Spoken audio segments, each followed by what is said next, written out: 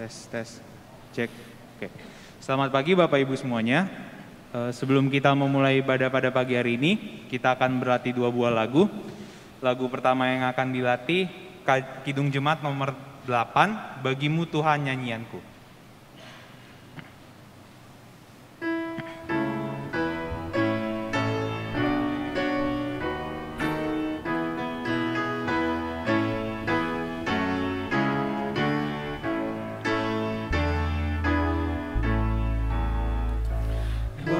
Bagimu Tuhan nyanyianku, karena setaramu siapakah?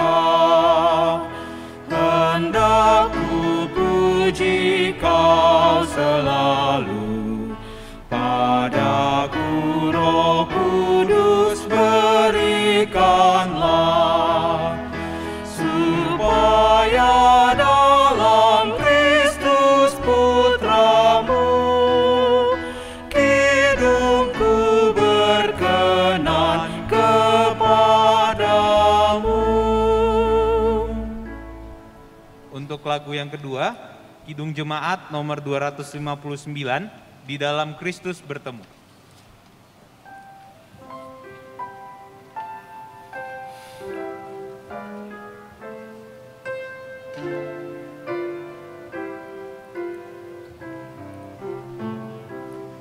Di dalam Kristus bertemu seluruh dunia, terpadu umat penebus di dalam kasih-Nya. Semua hati terlebur di dalam tubuhnya, berkarya akrab dan tekun di pelayanannya.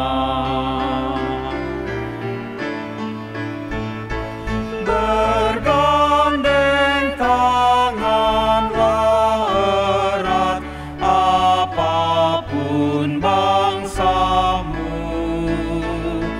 pengabdi Bapa yang kudus tentulah kawanku. Terima kasih untuk perhatiannya. Selamat beribadah. Tuhan Yesus memberkati.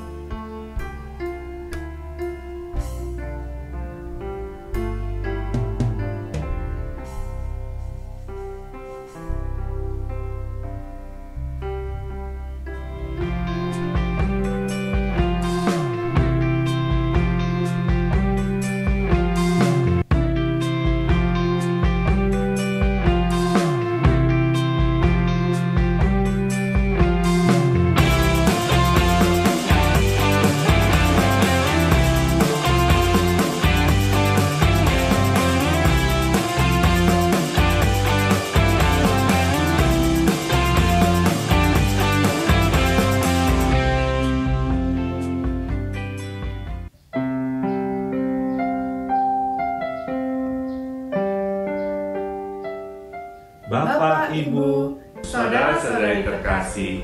Selamat datang di GKI Pondok Indah. Salam kasih persekutuan di dalam Kristus Yesus yang selalu beserta kita. Selamat beribadah. Tetaplah semangat Dan bersukacita.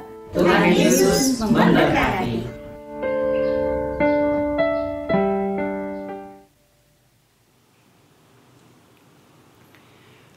Bapak, Ibu, Saudara, selamat pagi. Salam kasih persekutuan di dalam Kristus. Puji syukur kepada Allah yang terus memelihara kehidupan kita. Ibadah hybrid Minggu hari ini, 7 Agustus 2022, akan dilayani oleh Pendeta Riani Josephine Suharja. Dalam ibadah ini, akan dilayankan sakramen perjamuan kudus. Tayangan ibadah online akan tersedia 30 menit setelah ibadah berakhir. Lalu akan dinonaktifkan untuk diproses dan diupload ulang tanpa perjamuan kudus. Mohon perhatian jemaat untuk beberapa pokok warta berikut ini. 1. Warta duka. Telah berpulang ke rumah Bapa, Ibu Adelina Tambunan, Boru Napitupulu, Opu Sara Boru, pada Rabu 3 Agustus 2022. Jenazah dimakamkan pada Jumat 5 Agustus 2022 di TPU Pondok Rangon, Jakarta Timur. Bapak Paul Pesik, pada Jumat 5 Agustus 2022. Jenazah dikremasi pada Sabtu 6 Agustus 2022 di Krematorium Cilincing, Jakarta Utara. Majelis dan jemaat GKI Pondok Indah turut berbelasungkawa. Kiranya Tuhan memberikan kekuatan dan penghiburan kepada keluarga. 2. Penambahan kuota atau kursi jemaat. Majelis Jemaat GKI Pondok Indah berencana menambah kapasitas ibadah tatap muka dengan jumlah jemaat terbatas mulai hari ini tanggal 7 Agustus 2022. Formasi duduk menjadi 3 atau 4 orang dalam satu bangku. Hal-hal yang berkenaan dengan pendaftaran berlaku sama seperti ibadah tatap muka sebelumnya. Hal ini akan terus dipantau secara mingguan, menyesuaikan dengan kondisi terkini di masyarakat, khususnya DKI Jakarta. 3. Renovasi gereja. Diberitahukan kepada jemaat bahwa untuk meningkatkan pelayanan ibadah, Majelis Jemaat bermaksud untuk renovasi lantai gedung gereja. Pelaksanaan pekerjaan direncanakan pada akhir bulan Juli 2022 dan diharapkan segera selesai serta diusahakan tidak mengganggu jalannya ibadah di gereja. Ada beberapa bagian yang untuk sementara tidak bisa digunakan. Majelis Jemaat memohon maaf apabila dalam pelaksanaan pekerjaan tersebut mengakibatkan kekurang nyamanan suasana ibadah. Demikian mohon dukungan doa jemaat. 4. Ibadah alternatif solitude. Mari kita saksikan tayangan video berikut ini.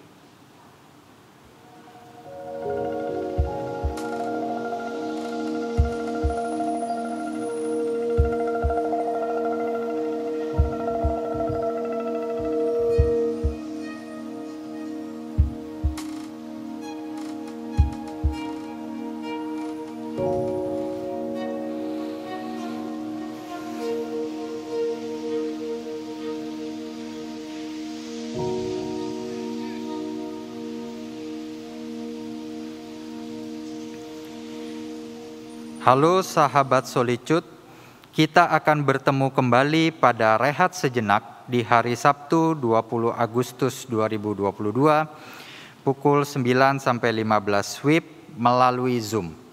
Nantikan info detail minggu depan. 5. Kelas katekisasi khusus. Komisi Katekisi kembali membuka kelas katekisasi khusus beda asas dan jemaat senior usia di atas 60 tahun. Kelas akan dilaksanakan setiap hari Selasa pukul 19 sampai 20 WIB. Pendaftaran bisa dilakukan di kantor gereja dengan Saudari Tasya di jam kerja. Info selengkapnya bisa dilihat di Warta Jemaat. Demikianlah warta di minggu ini.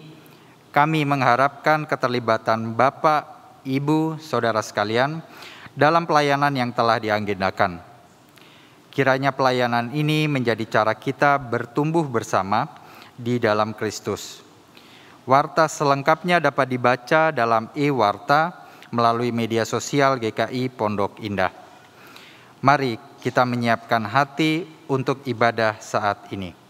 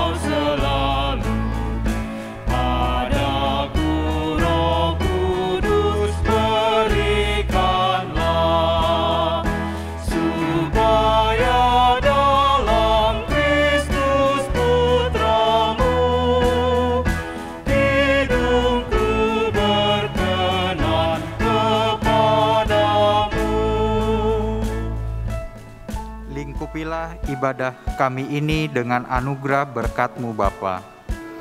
Jadikan setiap pikiran, perkataan, dan perbuatan kami terarah hanya kepadamu, sehingga ibadah kami berkenan di hadapan-Mu.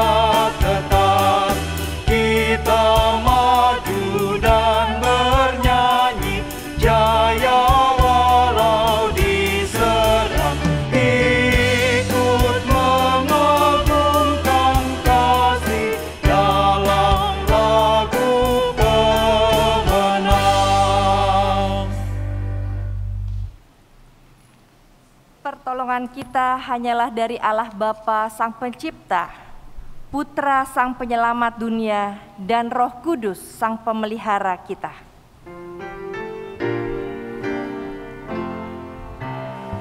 Amin. Amin. Amin. Damai sejahtera dan anugerah Tuhan beserta saudara. Dan beserta saudara juga.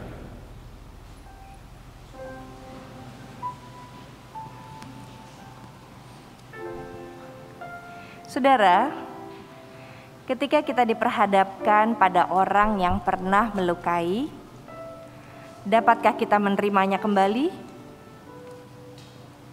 Atau ketika kita diperhadapkan dengan sesama yang sulit sekali untuk berjalan bersama, apakah kita tetap menyambutnya? Atau ketika kita berjumpa dengan orang asing yang berbeda dengan kita, adakah ruang hati terbuka baginya? Menerima adalah salah satu tindakan iman. Di dalam Kristus yang terpisah disatukan, sehingga yang jauh menjadi dekat di dalam kasih dan penerimaan. Rasul Paulus memberi nasihatnya kepada jemaat di Filipi. Janganlah tiap-tiap orang hanya memperhatikan kepentingannya sendiri, tetapi kepentingan orang lain juga. Hendaklah kamu dalam hidupmu bersama menaruh pikiran dan perasaan yang terdapat juga dalam Kristus Yesus.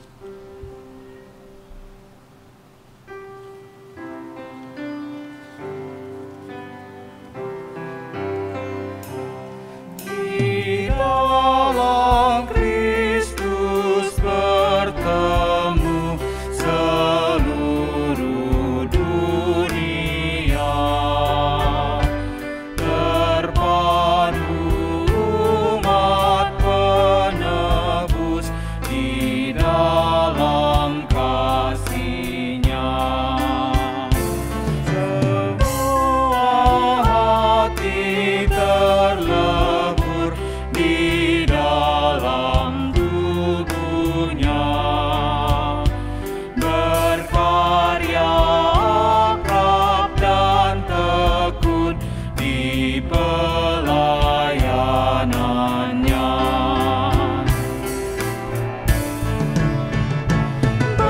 Bergandeng tanganlah erat, apapun bangsamu, pengabdi Bapa yang kudus, tentulah kawanku.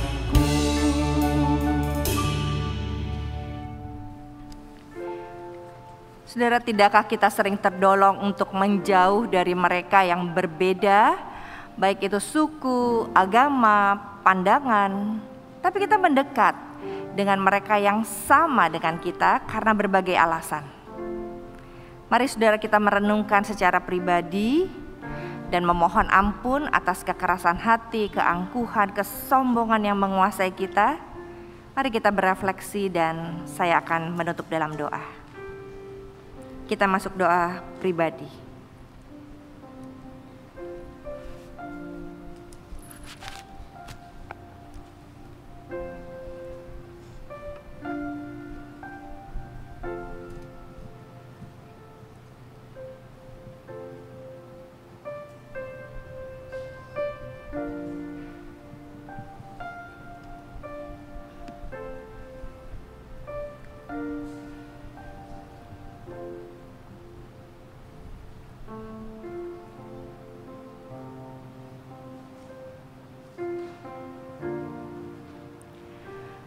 Hati kami ingin menyatu dengan Engkau ya Bapa.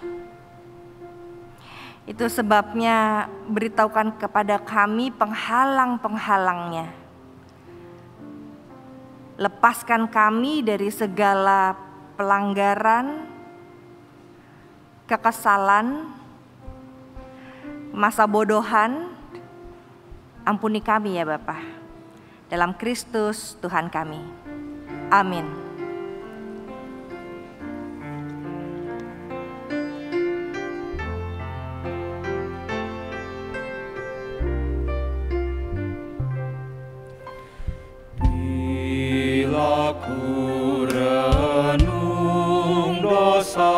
aku padamu Tuhan, yang berulang ku lakukan di hadapan-Mu. Kasih sayang-Mu, perlindungan-Ku, di bawah naungan sayap-Mu, damai hatiku. Kasih sayang-Mu, pengharapanku,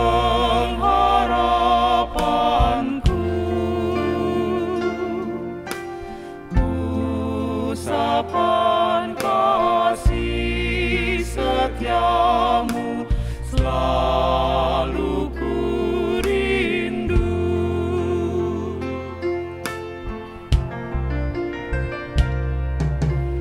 Rasa angkuh dan sombongku masih menggoda,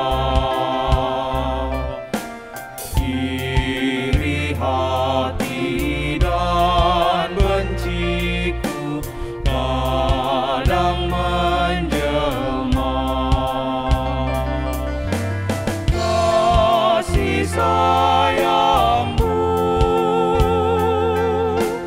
perlindungan-Ku, di bawah naungan sayap-Mu, damai hatiku. Kasih sayang-Mu,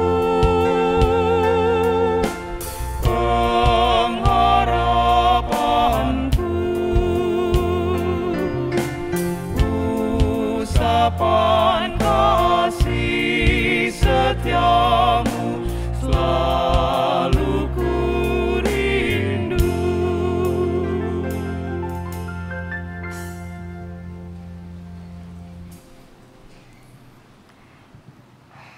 Umat Tuhan, atas dosa dan pelanggaran kita, Tuhan menganugerahkan pengampunan-Nya. Sebagaimana tertulis dalam Efesus 5 ayat 8-10 demikian. Memang dahulu kamu adalah kegelapan, tapi sekarang kamu adalah terang di dalam Tuhan. Sebab itu hiduplah sebagai anak-anak terang. Karena terang hanya berbuahkan kebaikan dan keadilan dan kebenaran. Dan ujilah apa yang berkenan kepada Tuhan.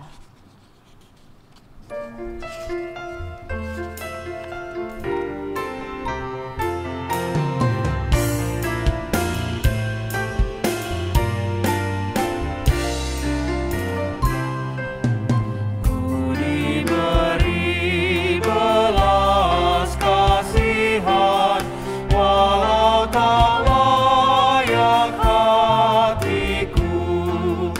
Tadi ku angkuh, kini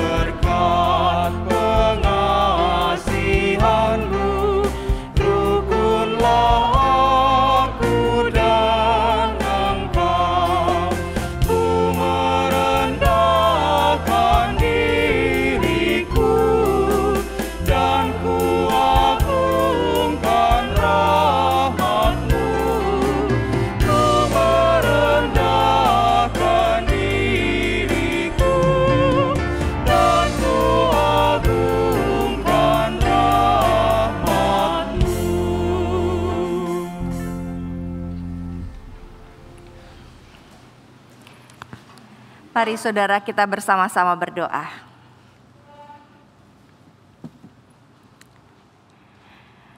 Bapa di dalam surga, berikan anugerah-Mu yang besar pada hari ini ketika kami menyiapkan hati untuk merayakan perjamuan kudus.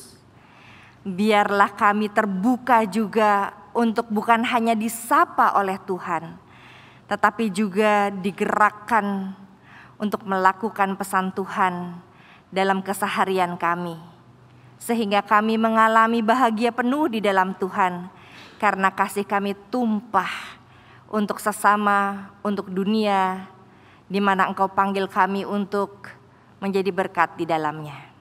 Berbicaralah ya Bapa, dalam bahasa yang dapat kami mengerti, sesuai kebutuhan kami masing-masing. Dalam Kristus, dengan kuasa Roh Kudus-Mu, kami berdoa. Amin. Bacaan Alkitab diambil dari Filemon 1 ayat 17 sampai 22. Kalau engkau menganggap aku temanmu seiman, terimalah dia seperti aku sendiri. Dan kalau dia sudah merugikan engkau ataupun berhutang padamu, tanggungkanlah semuanya itu kepadaku. Aku, Paulus, menjaminnya dengan tulisan tanganku sendiri.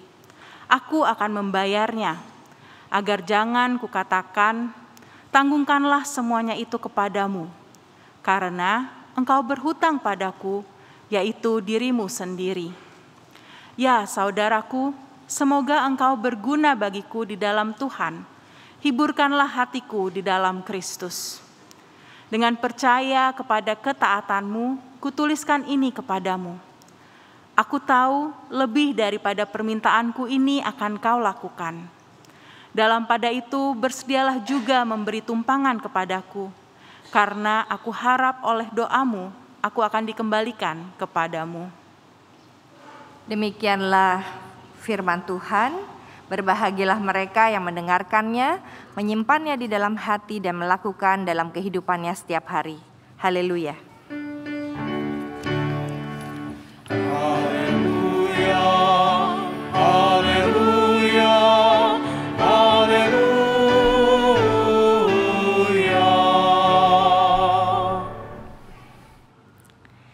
Selamat pagi saudara-saudara. Topik pagi ini kita membahas tentang perbudakan, saudara. Bicara tentang budak dalam sejarah kekristenan, bahkan di zaman sebelum Kristen muncul, saudara, perbudakan itu sudah ada. Seperti apa sih dunia budak? Jadi ada budak perempuan, ada budak laki-laki, saudara. Kalau mereka punya anak, anak-anak mereka juga akan menjadi budak milik dari tuannya. Nah, sejak mereka dibeli lunas, pemiliknya bebas melakukan apapun yang dia mau sejauh hak-hak si budak ini dipenuhi. Misalnya, budak itu punya hak untuk memiliki budak-budak lainnya. Boleh punya budak lagi. Bahkan ada juga budak yang diberi kepercayaan besar. Misalnya seperti Eliezer dipercaya oleh Abraham. Atau bisa juga budak menguasai seluruh harta tuannya, apalagi kalau sudah tua dan bisa dipercaya. Kita ingat Yusuf yang dipercaya di rumah istri Potifar, di rumah Potifar. Bahkan di Kejadian 16, pemimpin budak perempuan, saudara, itu boleh punya anak dari tuannya. Jadi ada gak sih orang pengen jadi budak, saudara? Banyak. Daripada orang terlunta-lunta, mending mereka jadi budak katanya. Hidup terpelihara, bisa menafkahi keluarga mereka. Bahkan ada loh budak yang berambisi untuk tetap jadi budak, untuk dapat kekuasaan dan cinta kasih dari tuannya. Jadi punya budak itu bukan dosa, saudara. Termasuk orang Kristen. Para uskup punya budak. Bahkan katanya Jerome, itu seorang penterjemah Alkitab dari bahasa Yunani ke Latin Vulgata. itu juga suka sekali belanja budak katanya. Nah, jadi di zaman itu saudara, perbudakan ini atau istilah budak ini adalah sebuah status sosial. Sehingga secara khusus Alkitab tidak mengutuk praktek perbudakan. Tapi justru memberikan petunjuk bagaimana sih cara memperlakukan para budak. Atau kalau kamu adalah budak dan pengikut Kristus, bagaimana sih hidup di dalam Tuhan dengan posisi status sosial sebagai budak. Nah, itu sisi baiknya saudara. Sisi lainnya, tentu ada juga budak-budak yang diperlakukan tidak baik atau yang memberontak. Nah, budak yang melarikan diri ini saudara, kalau mereka ketangkap, itu di jidat mereka tuh ditato F. Artinya fugitivus, yang berarti pelarian atau run away. Jadi ketahuan nih budak yang lari nih, budak yang melarikan diri. Dan kalau sudah melarikan diri, mereka biasanya kan cari perlindungan. Kemana? Sebelum ada kekristenan, mereka berlindung di kuil-kuil suci. Kalau mereka bisa memberikan alasan yang tepat, mereka tidak dikembalikan kepada tuannya. Nah, agak berbeda kalau budak melarikan diri ke gereja katanya. Kenapa? Karena apapun alasannya, dia harus dibalikin ke rumah tuannya.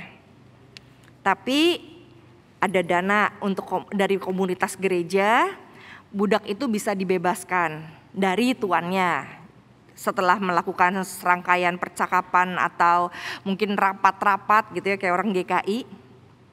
Atau para budak lainnya juga bisa dibebaskan setelah 50 tahun pada tahun Yobel namanya, atau tahun Sabat. Nah, itu sekilas tentang perbudakan saudara.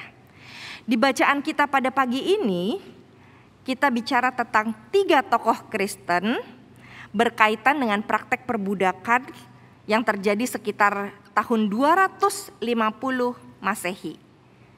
Lama sekali ya.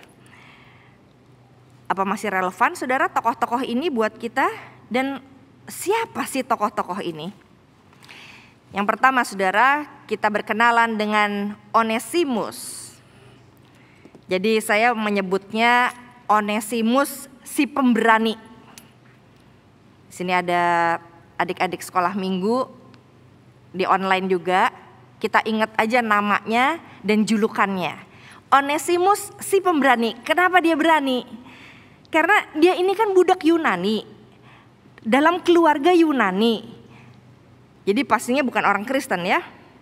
Nah, si pemberani Onesimus ini berani mencuri barang dari tuannya. Ini berani kan berarti. Setelah dia mencuri, dia berani melarikan diri. Itu pemberani juga. Di ujungnya ia bertemu dengan Paulus, bertobat, dan ikut Yesus. Setelah dia bersama-sama dengan Paulus, saya kira bukan hanya sehari 2 hari saudara. Paulus tulis surat nih ke Filemon. Dulu ini budak memang gak berguna buat kamu. Di ayat 11. Tapi sekarang si Onesimus ini itu sangat berguna. Bisa buat kamu, bisa buat saya. Bahkan Paulus menyebutnya sebagai buah hatiku yang sangat berguna. Saudara lihat, itu berarti Onesimus bukan hanya sekedar berani, tetapi dia sudah membuktikan dari arti namanya. Onesimus tuh arti namanya berguna saudara. Jadi dia seorang pemberani yang mulanya sangat tidak berguna, tapi setelah bertemu Kristus dia berani untuk menunjukkan saya ini bisa sangat berguna loh. Saudara lihat perubahannya setelah ikut Kristus? Pertanyaannya kok kebetulan sekali ya Onesimus ini budak Filemon. Filemon kenal Paulus, kok Onesimus bisa kenal Paulus? Kemungkinan pertama saudara. Di dalam hukum Romawi, kalau seorang budak ini pengen bebas, dia harus deketin sahabat tuannya. untuk mendapatkan belas kasihan, membujuk tuannya, tolong dong supaya saya ini bisa bebas, kamu bujuk deh sahabat kamu. Nah, ini yang dilakukan oleh Paulus. Dia sedang meminta Filemon untuk melepaskan Onesimus sebagai orang hukuman. Karena konon orang-orang seperti Onesimus, kalau dia melarikan diri, dia bukan hanya dihukum penjara, tapi bisa dihukum mati. Jadi nasib dia ada pada tangan tuan-tuan ini, saudara. Kemungkinan keduanya, waktu ini menurut beberapa penafsir, saudara ya. Jadi Onesimus itu waktu melarikan diri dari Filemon, dia cari perlindungan, saudara. Dia datang ke gereja Kolose. Nah, pada waktu dia di gereja Kolose, dia kan jadi budak nih. Lalu si tuan yang ada di gereja Kolose ini mengutus Onesimus untuk jadi pelayan atau budaknya Paulus. Kenapa? Karena Paulus di penjara waktu itu. Waktu itu katanya ada di penjara rumah, sebetulnya rumah pribadi, jadi nggak boleh keluar rumah. Nah, dia perlu budak, lalu layanilah Paulus. Nah, masalahnya kalau dia selalu ada bersama Paulus, menjadi budaknya Paulus, ini secara hukum Romawi, budak yang run away atau melarikan diri, fugitivus ini, F ini, si tuannya bisa dihukum oleh kekaisaran karena menyembunyikan kan budak yang melarikan diri. Kemungkinan ketiga, Onesimus ketahuan, lalu dia melarikan diri di penjara. Lalu dia bertemu dengan Paulus di penjara dan akhirnya melayani Paulus di sana. Apapun kemungkinannya, Onesimus yang mungkin mengupayakan untuk bertemu Paulus itu gak punya pilihan selain menunggu belas kasihan tuan-tuan ini. Nah, apa gunanya tokoh Onesimus ini? Apakah ada di antara kita? Apakah saudara dan saya sedang merasakan seperti Onesimus? Apakah kita sekarang sedang fugitivus, sedang jadi pelarian, saudara, sedang melakukan pelarian, merasa gak berharga, status sosial kita ditentukan oleh orang lain, keberhargaan kita bergantung pada apa kata orang, atau kita merasa tersisih dari sebuah komunitas, apalagi di masa pandemi ini, kita selalu di rumah, sebagian orang, dan merasa, saya kok semakin merasa kesepian ya. Gak ada yang mendukung saya. Apa pesan Tuhan, saudara? Firman Tuhan mengingatkan kita dari tokoh si pemberani Onesimus ini. Onesimus sempat menjadi orang yang sangat tidak berguna, useless. Tapi sesuai namanya, ketika bertemu dengan Kristus, dia menjadi sangat berguna. Buat kita yang merasa fugitivus, sedang pelarian, mari saudara, kita berdoa dan kita temukan orang-orang atau komunitas yang membuat kita merasa lebih bermakna dan bisa menjadi berkat. Kita masih kok bisa dipakai Tuhan untuk bermakna dan jadi berkat. Tergantung kita bersama siapa dan ada di komunitas mana. Tokoh kedua adalah Filemon. Saya menyebutnya Filemon ini si penyemangat. Jadi adik-adik tadi satu, Onesimus si pemberani, tapi yang sekarang Filemon si penyemangat. Kenapa disebut penyemangat? Karena ini adalah seorang Yunani kaya. Sebenarnya kalau udah kaya dia bebas kan, mau pakai apapun duitnya milik dia.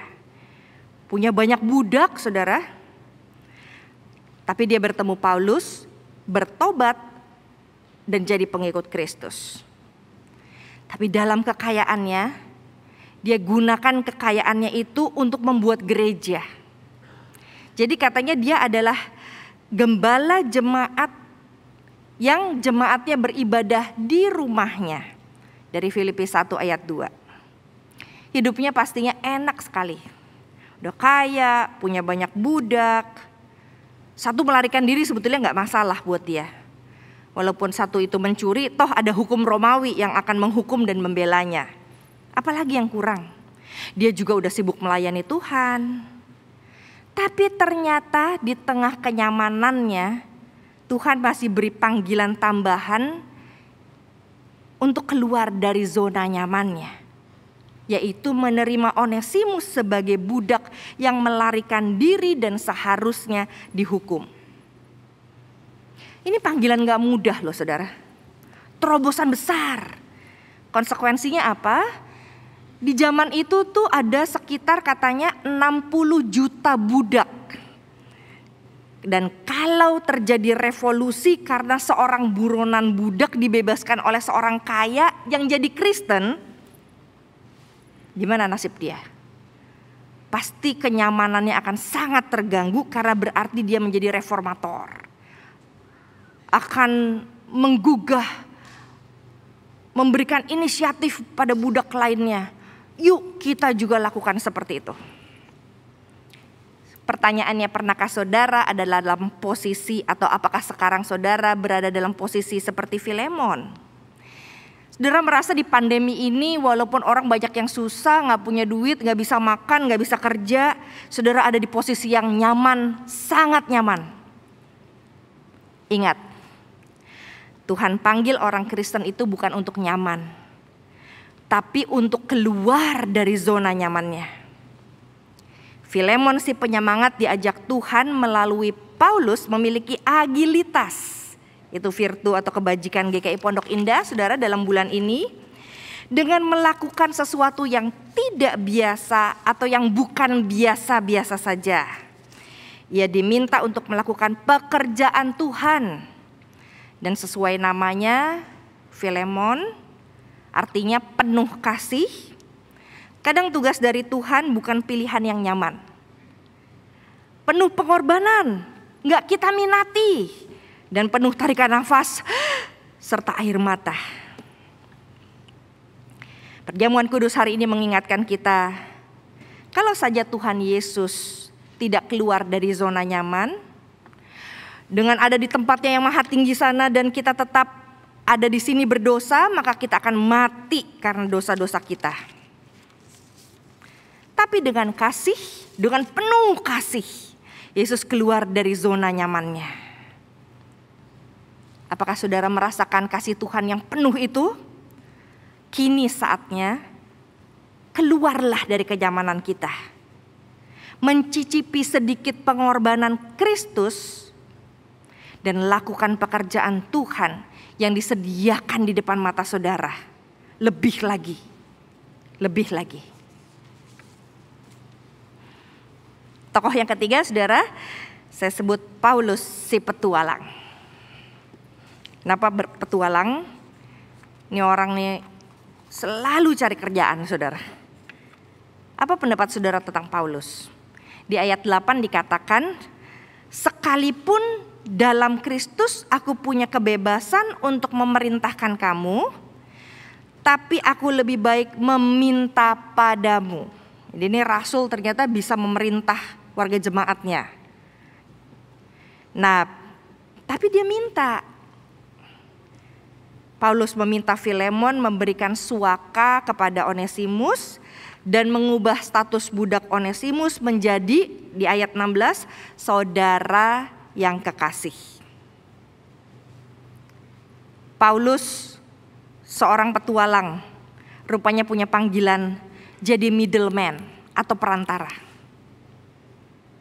Pesan Paulus pada Filemon, lepasin Onesimus, tapi terima dia sebagai saudara yang kekasih seperti Filemon menerima Paulus di ayat 17. Nah saudara, konsekuensi jadi middleman atau perantara itu memang harus pasang badan. Kayak petinju saudara, lihat di tengah-tengah ada wasitnya, dia siap untuk digebuk juga gitu saudara. Di ayat 18 dikatakan kalau dia si Onesimus ini merugikan kamu atau berhutang, saya yang bayar. Saya jamin saya akan bayar. Heroik sekali dia saudara. Kenapa? Karena di zaman itu Budak itu bukan a person, bukan sesama manusia, tapi a living tool atau benda hidup. Nah saudara, surat yang diberikan oleh Paulus itu bukan hanya sekedar surat cinta pribadi dari seorang Kristen ke orang Kristen lainnya. Tapi ini adalah sebuah surat pastoral yang cuma 1 pasal saudara, sedikit banget. Tapi diberikan kepada seluruh pembaca, bahkan jemaat di Kolose, untuk memperbaharui relasi. Jadi perlakukan budak jangan seperti barang. Itu pesannya Paulus. Apakah saudara pernah mengalaminya? Jadi middleman atau perantara. Nggak enak, nggak jadi juga nggak apa-apa sih saudara. Tapi Paulus melihat itu sebagai panggilan Tuhan karena nggak semua orang bisa jadi middleman atau perantara. Dan perannya sangat kuat, yaitu memperbaharui relasi antara yang jauh menjadi dekat. Caranya adalah mulailah memperlakukan setiap orang sebagai a person yang punya perasaan, punya harga diri, punya keunikan yang berbeda-beda. Jadikan setiap orang a brother, seorang saudara laki-laki atau a sister in Christ, seorang saudara perempuan di dalam Kristus. Bahasa trennya sekarang memanusiakan manusia. Jadi Paulus bukan sekedar petualang iman, petualang iman saja, tapi sesuai arti namanya yaitu Paulus artinya rendah hati, kecil dan rendah hati gitu ya. Nah, Paulus bukan hanya petualang iman saja, tetapi seorang pengembara petualang iman yang rendah hati, sehingga dia siap mendengarkan apa yang Tuhan mau. Saudara, hanya orang yang punya kuasa Roh Kudus, kerendahan hati yang bisa memanusiakan manusia. Orang yang punya agilitas, kebajikan agilitas, itu orang yang rendah hati saudara. Dia mau belajar dengan kuasa kebaikan Roh Kudus. Salah satunya adalah memanusiakan manusia. Gimana caranya? Jadikan sesama manusia yang ada di sekitar kita tuh sebanyak-banyaknya lebih baik hidupnya, lebih merasa diterima. Kalau memang kita yang disuruh oleh Tuhan, biarlah kita yang membuat orang di sekitar kita lebih baik hidupnya, lebih merasa diterima, lebih merasa berharga, lebih pandai dari sebelumnya, lebih mengerti, lebih nggak takut melakukan sesuatu. Seperti teladan Kristus yang memanusiakan kita. Saya ingat kalau anak-anak lagi main. Adik-adik sekolah minggu kalau main bisa berdua, bisa bertiga, bisa berempat. Biasanya kalau sudah mainnya seru, bisa jadi ada satu orang yang ditinggalkan. Lalu pembulian terjadi. Apa peran orang tua? Apakah kita mau menjadi middleman dan menolong anak kita menjadi middleman perantara, sehingga anak-anak yang bermusuhan dan jauh ini jadi mendekat? Ini tugas pasang badan. Bagaimana kita sendiri perlu dengan kerendahan hati menjadi orang yang mungkin saja direndahkan oleh orang lain. Itu yang terjadi pada Paulus, saudara. Apakah kita merasa berada di posisi dia? Nah saudara, di akhir dari kisah Filemon ini memang tidak ditulis apa keputusan Filemon. Tapi dalam tradisi Kristen saudara, Onesimus akhirnya konon menjadi salah satu pemimpin atau uskup gereja di Efesus yang bertugas mengumpulkan surat-surat Paulus. Yang menarik saudara, dalam tulisan Paulus menuliskan atau mengatakan demikian di ayat 15. Sebab mungkin karena itulah dia dipisahkan sejenak daripadamu, supaya engkau dapat menerimanya kembali selama-lamanya. Pertanyaan sederhana, Apakah saudara merasa jauh dengan seseorang atau sekumpulan orang? Padahal Tuhan pernah mempertemukan saudara entah dalam ikatan persaudaraan, persahabatan, pelayanan. Atau pertanyaannya yang lebih luas, ada di posisi siapa saudara hari ini dari 3 tokoh? Lebih cenderung kemana? Bagaimana saudara ada di posisi tokoh tersebut dan membuat yang jauh menjadi dekat. Mari saudara kita hayati virtu kebajikan agilitas. Sehingga kalau kita ada di posisi fugitivus sebagai pelarian, mari kita jadilah orang yang sangat berguna. Kalau kita ada di zona nyaman, keluarlah dan lakukan yang lebih tidak biasa. Kalau kita di posisi middleman, jadilah perantara untuk memanusiakan manusia. Ketiga tokoh ini pernah buat salah, saudara. Pernah terluka, tapi mereka semua mau dipakai Tuhan. Perjamuan kudus kita hari ini memanggil kita untuk semakin berguna dengan kuasa kasih Tuhan yang penuh. Maukah kita? Kasih Tuhan menyertai kita. Amin.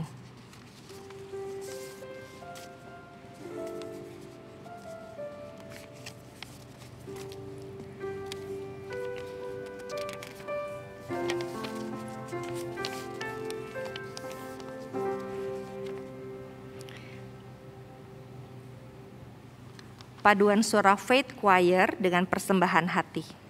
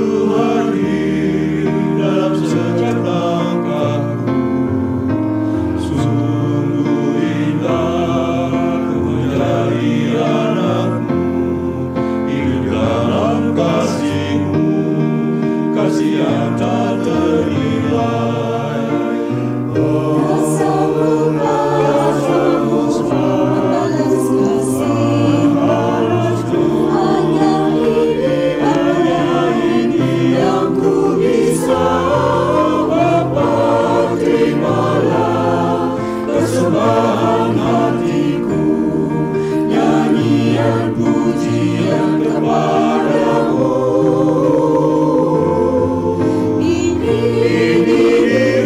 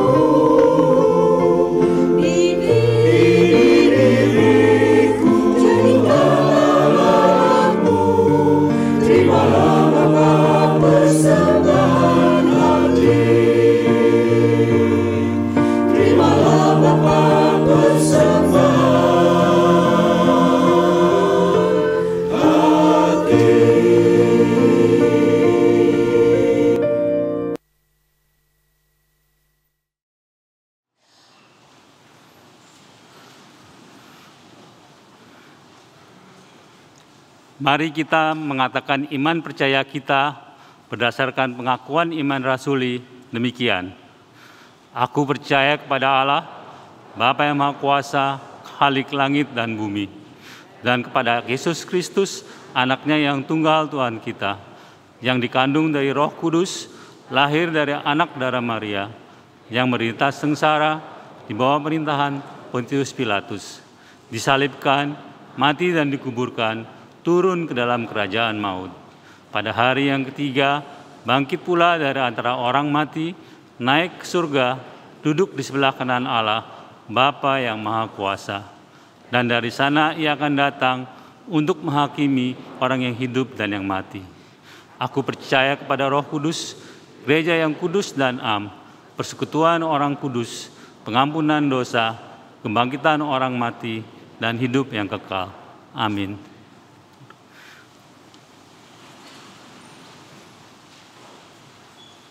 Mari saudara kita bersama-sama berdoa.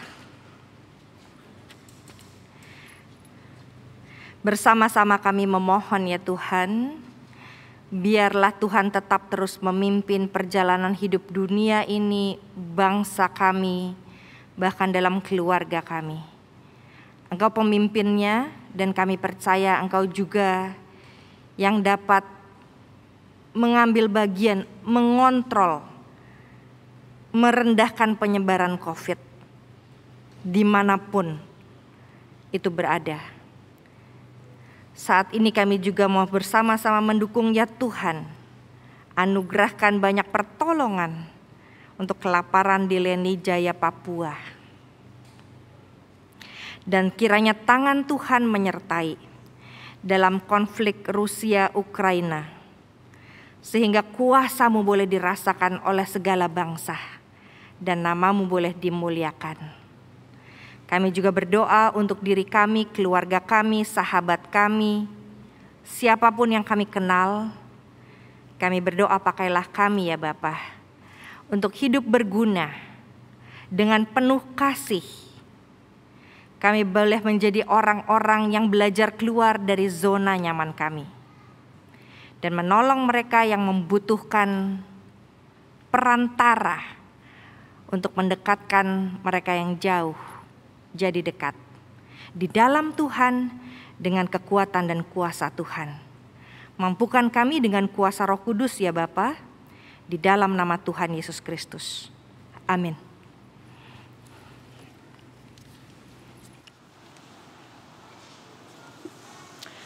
Umat Tuhan, Tuhan menjanjikan kehidupan yang baik bagi setiap kita yang diam di dalamnya. Dalam suratnya kepada jemaat di Korintus, Rasul Paulus menulis, Allah sanggup melimpahkan segala kasih karunia kepada kamu, supaya kamu senantiasa berkecukupan di dalam segala sesuatu dan malah berkelebihan di dalam pelbagai kebajikan. Mari saudaraku, dari kecukupan yang Tuhan anugerahkan, kita bawa persembahan sebagai tanda syukur. Umat dapat memberikan persembahan melalui QR Code yang ditempel di bangku dan tertera di layar monitor atau melalui transfer bank ke rekening GKI Pondok Indah.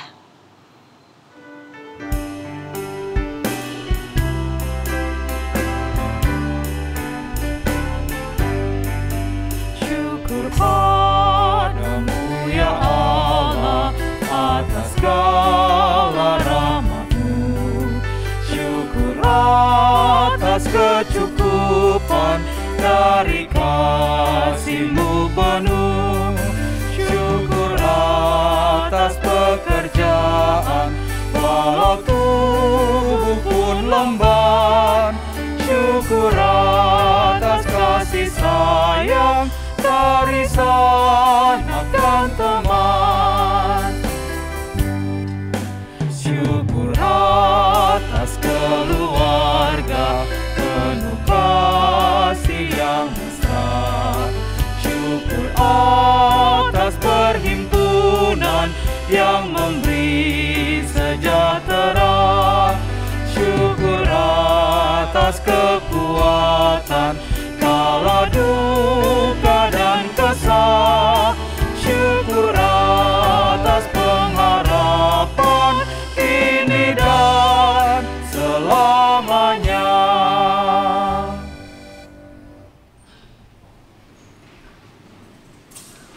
Kita satu dalam doa. Bapa Sang Sumber berkat, kami percaya bahwa semua berkat yang kami terima berasal daripadamu. Maka kami mau juga mempersembahkannya ya Tuhan, agar lebih banyak lagi yang dapat merasakan kasih-Mu. Berkatilah ya Tuhan, dalam Kristus kami berdoa. Amin.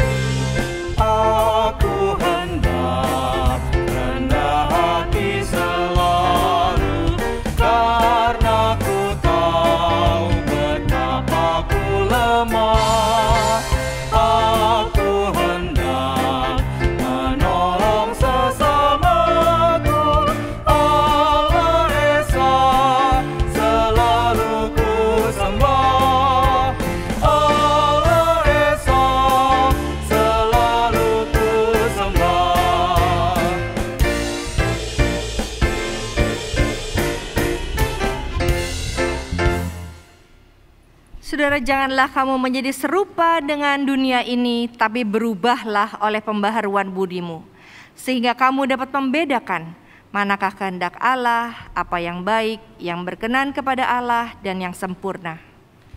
Kami mau membuka hati dengan jujur dan tulus. Rangkulah perbedaan dengan selalu mengingat bahwa di dalam Kristus tidak ada pemisahan. Demi pembaruan budi kami mau beradaptasi. Bangunlah cara hidup baru dengan kerendah hatian dan agilitas. Terpujilah Allah Bapa, Putra dan Roh Kudus yang melalui kasih-Nya memampukan dan menuntun kami. Dan terimalah berkat Tuhan. Tuhan memberkati saudara dengan kekayaan pengalaman iman bersama dengan Sang Bapa yang penuh kasih, untuk terus dengan penuh kasih menumpahkan itu pada banyak orang. Tuhan menganugerahkan saudara dengan pengampunan yang berlimpah untuk terus bisa menjadi berguna buat sesama. Tuhan menganugerahkan saudara dengan kuasa Roh Kudus agar saudara selalu dapat menjadi perantara, memperbaiki relasi dan hidup buat Dia hari ini sampai Tuhan datang kembali. Amin.